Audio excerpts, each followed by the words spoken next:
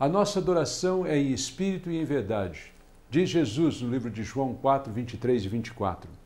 Mas vem a hora, e já chegou, em que os verdadeiros adoradores adorarão o Pai em espírito e em verdade, porque são estes que o Pai procura para seus adoradores.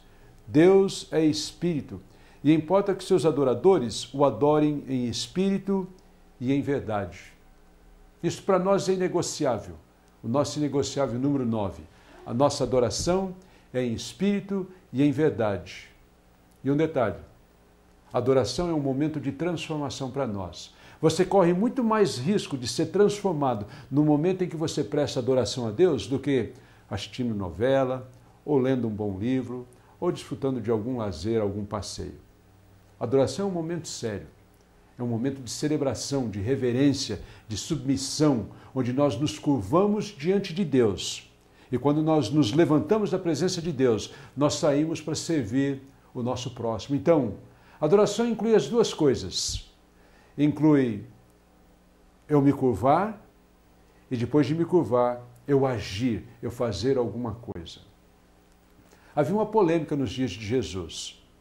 Os samaritanos achavam que o local de adoração seria em Samaria ou no Monte Gerizim. Por outro lado, os judeus do sul, lá de Jerusalém, achavam que o local de adoração a Deus era no templo, em Jerusalém.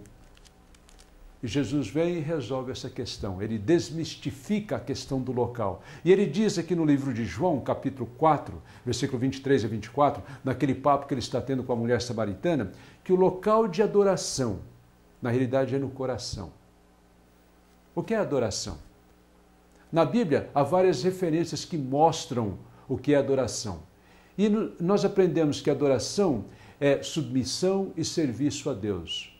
Isso você encontra no livro de Êxodo, no livro de Salmo, lá no livro de 2 Crônicas, no Novo Testamento, inclusive no livro de Apocalipse.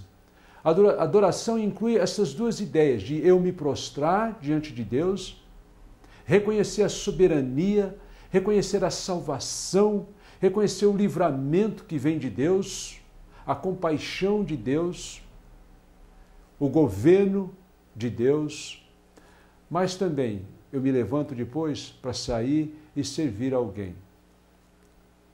Você se lembra da mulher que veio para ungir os pés de Jesus? Quando ela ungiu os pés de Jesus, ela estava adorando, era um ato de adoração. Ela se curvou e fez alguma coisa. A Bíblia diz que quando nós ofertamos, nós estamos adorando a Deus com os nossos bens.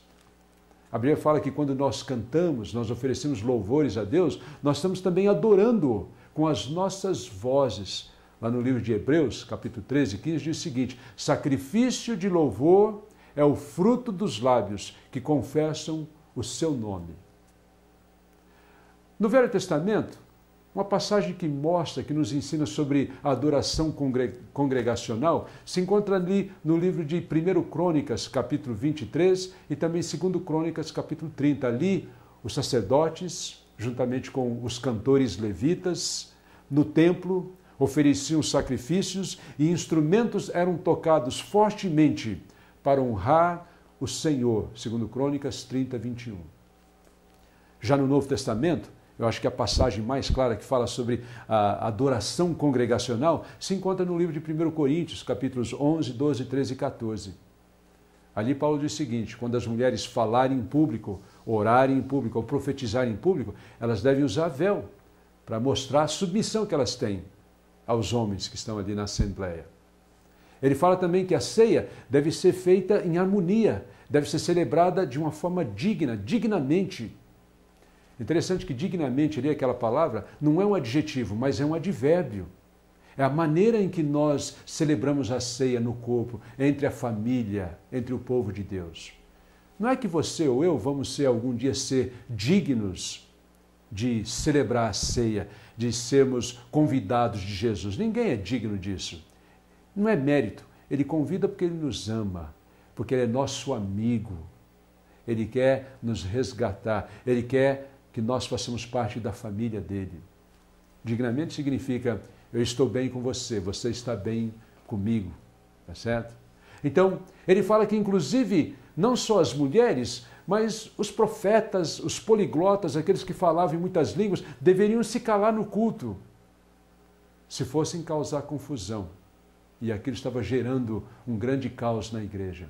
Porque ele diz, porque o nosso Deus não é um Deus de confusão, e sim de paz. 1 Coríntios, capítulo 14, ele fala sobre isso. Essa é a adoração. Adoração em espírito e em verdade. Não é uma questão de local, não é Samaria, não é Jerusalém, não é aqui ou não é ali.